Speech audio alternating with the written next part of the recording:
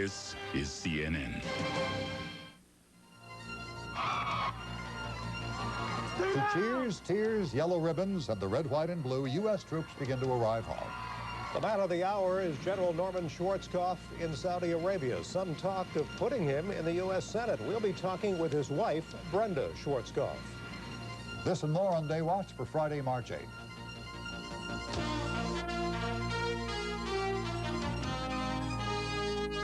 This is DayWatch on CNN with Bob Kane and Dave Michaels from CNN Center in Atlanta.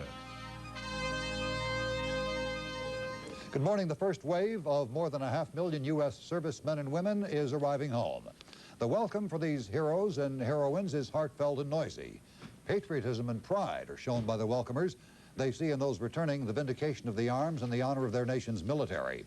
CNN correspondent John Zarella reports on the first arrivals coming home. It was another historic moment of an historic period of time for U.S. troops. Brigadier General Terry Scott stepping off the plane and into the arms of his family. He was the first of the 24th Infantry Division from Fort Stewart, Georgia, to touch the ground in the United States. The crowd gathered at Hunter Air Base cheered each of the 100 soldiers as they headed from the plane to waiting buses. General Scott managed to grab a tender moment with one of his daughters. I miss you a lot. Well, I missed you too, baby. The bus ride from Hunter to Fort Stewart went quickly. The faces were all smiles, the emotion almost uncontrollable.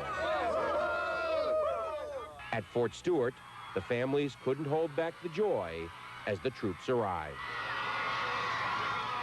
The final march and assembly took only what must have been an unbearable few minutes, and then into the arms of loved ones. It was a moment hard for the troops to believe had finally arrived. It wasn't real, just surrealistic. We've been out there for so long, and say you get up, go, you're going on the next airplane, the first airplane. I've never been on the first airplane going anywhere in my whole life. Then to find out that I was actually going home, you have to hold your kids in your arms to really believe it. The reunion had begun. The hugs, the kisses, the champagne toasting, and more of the same sentiment. It was good to be home. Getting back home, getting back in one piece, making sure my soldiers get back the same way. That was my biggest thought. The weight of war has been completely lifted from the shoulders of these families. The wait for rejoicing continues for others. This was just the first of many reunions that will be taking place during the days, the weeks, the months ahead. And each one promises to be no less poignant than the last. John Zarella, CNN, Fort Stewart, Georgia. In Saudi Arabia, the giant U.S. transport planes are still loading and taking off for home. Before boarding today, some elements of the 3rd Marine Division received well wishes from their commander. What you did, you may only have the chance to do once in your lifetime, but maybe once is enough. You gave a people the gift of freedom. The units filed off to load up for home. It will be months before the last of the U.S. ground forces are withdrawn from the Gulf. The question of a permanent naval and possibly air presence is now under discussion. But for expectant loved ones and impatient troops, the planes can't move quickly enough. CNN's Brian Cabell is waiting along with families at Pope Air Force Base in North Carolina. Brian. Good morning, Dave. We are about an hour away from the first arrival, the first of 3 arrivals, bringing 900 troops from the 82nd Airborne Division here into Pope Air Force Base. Someone has estimated we have about 500 journalists to greet these 900 troops who will be coming in here to Pope Air Force Base in just about 1 hour from now. Among the families to greet the arriving troops are these people. This is Crystal Schrader. Yes. Crystal, you have a husband who should be on one of the first 2 planes you Yes, board, right? I do. What do you think your husband's going to look like? I got a picture of him. He's got a mustache now, but I think he's going to look good. Lord. Have you been talking to him lately at all? Well, I got a call Thursday at 4:30 in the morning to let me know he's coming home. So that's the latest I've talked to him since then. What are you thinking about right now? Oh, I don't know. It's great, you know. You got a little girl over here. Yes. This is Ashley, all of 5 years old. You're going to see your daddy for the first time in 7 months. Are you excited? What are you going to do when you see him? Hug him. Hug him? What else? Kiss him. Kiss him? And then what do you want to do with him? Keep him. What? Keep him. Keep him. You want to keep your daddy. Your husband has been in the military now for what, 5 years, 5 years, Is he a career man? Well, I guess he wants to make it a career, so. How do you feel about that? Well, at first I thought, no, but I think it's good, yeah. What's been the worst part of these last 7 months? Being without him. But just waiting, worrying about him, what? Yeah, worrying, yeah. And especially when the ground war started, it made me worry even more and everything. But I had faith, and I believed he was coming home. Did he tell you what he did over there? Well, he couldn't tell me much. He just told me in letters and stuff. But he really didn't. He wasn't allowed to say much, so. Okay. Crystal Strader, thank you very much. We appreciate it. Once again, Sergeant John Strader will be among these first 900 arriving here within the next few hours. There will be 3 arrivals. We will be out here live covering their arrivals. I'm Brian Cabell, CNN Live at Pope Air Force Base in North Carolina. Brian, just ahead, Dave will be talking with Mrs. Norman Schwarzkopf. Stay with us.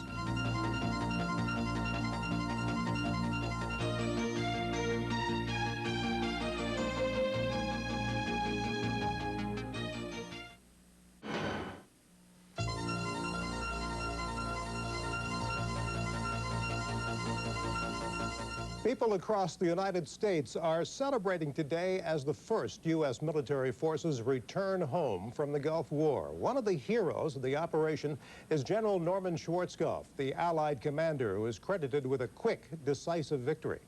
Brenda Schwarzkopf, wife of the general, is also receiving thanks.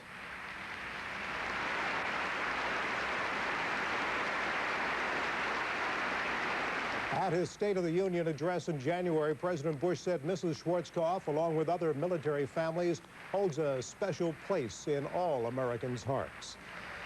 Brenda Schwarzkopf, our guest today, has been married to the general for 22 years. They have 3 children. And Brenda, welcome to our news show this morning.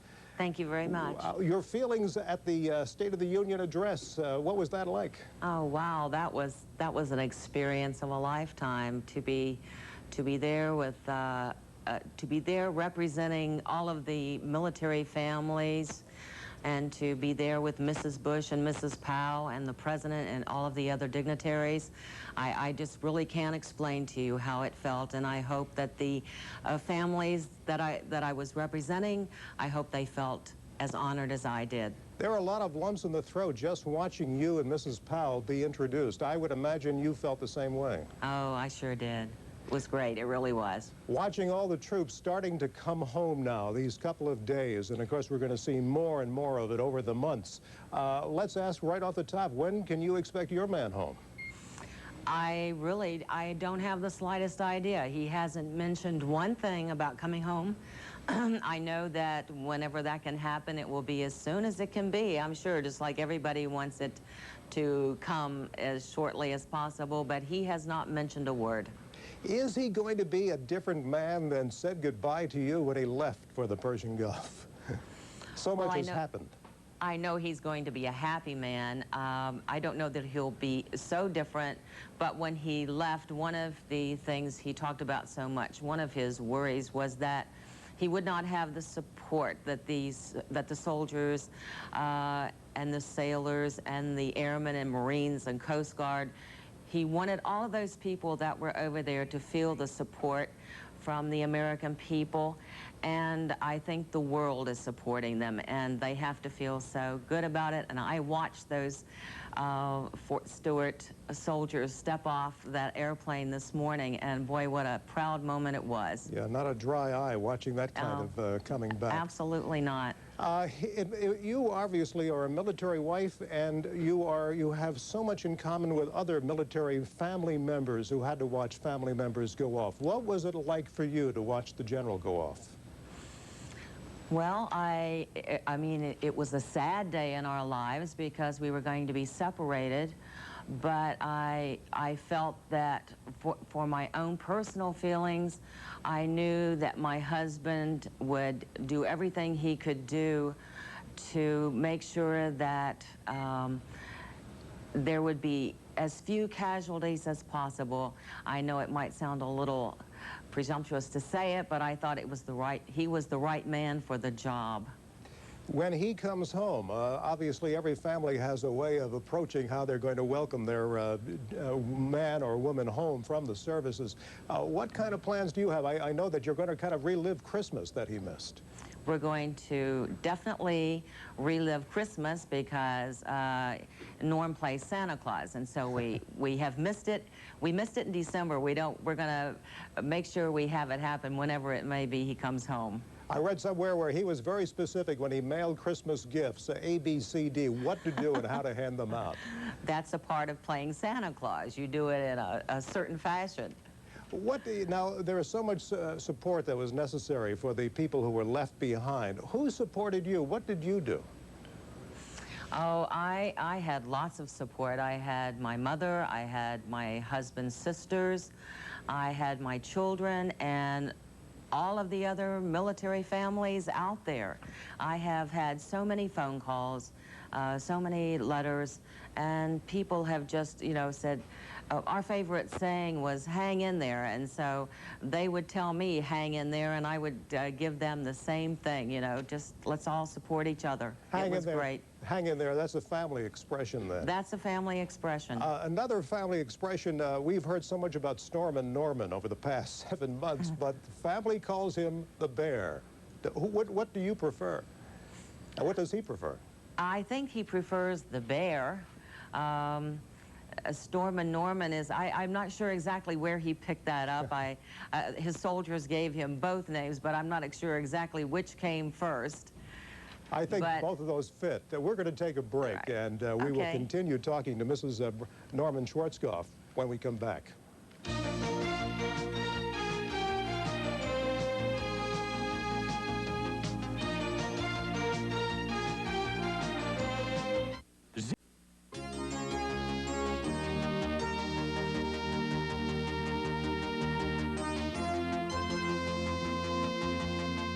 Pictures of General Norman Schwarzkopf at that memorable meeting in the desert with the Iraqi military leaders getting the ceasefire in order.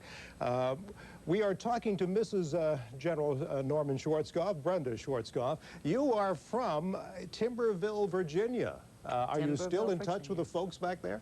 Oh, I sure am. They have ribbons and flags and everything all over the town. I haven't been there, but I sure have heard all about it. Oh, that's great. Let's go back a little bit, some 22 years, I guess. You met the general at a West Point football game, and he obviously is a Point graduate, but he also played football. Tell us about the meeting. Well, I met him when he was teaching up there. He wasn't a cadet. He was teaching up there, and I went with some friends to a football game, and we went to the Officers Club for dinner afterwards. There were some mutual friends there, and they introduced us. And that was it. And the rest is history, as they say. And the rest is history. Let's go back. We understand that the general is obviously an outdoorsman. You can't be a military man without spending a lot of time outdoors, but he takes it to the nth degree. I understand you went on a 10-day camping trip, the family in Alaska? Oh, yeah, we had a wonderful time. We purchased a small trailer while we were up there. I think it was probably my idea for the trailer. I was afraid of the bears. And we took the children, and my husband's sister came up, and we did Mount McKinley, and well, it was just a great experience. It really was. I imagine you'll be back doing some of that when he comes home. Oh, I think that's going to be top priority. I understand. He also is he loves to play games, board games, military kind of board games. Is he a tough man when he loses? Oh, he doesn't like to lose at all. No, we really don't particularly like to play with him on board games because he is a sore loser. Now, he retires this coming summer. That's going to be tough for him. What is he going to do when he gets up every morning? Well, I think it will be tough. It will be tough for all of us because we're used to seeing him in a uniform. What he is going to do, we have no idea. That's one of those things that we will sit down and discuss, I'm sure. We always make decisions after long discussions. Well, we're hearing a lot of rumors about political things, but not from the family, but obviously from people who would like him to run for things. Well, as you said, you're not hearing it from the family, and I'm hearing the same thing that you're hearing on the news. Brenda, we have videotape. We want to see a picture of your husband today. He is obviously in Riyadh, and he'll be meeting with Secretary of State James Baker at 5 o'clock Eastern Time. And this was video that was shot earlier today. Mm-hmm. How's he looking to you? Oh, he looks great. He really does. All right, Mrs. Schwarzkopf, thank you so much for sharing your time with us today. And good luck, and I hope you get to see Norman soon. Oh, we hope so, and thank you, David. Thank you very much. Mrs. Norman Schwarzkopf, Brenda Schwarzkopf, our guest today. We will have more developments from the Gulf when we continue.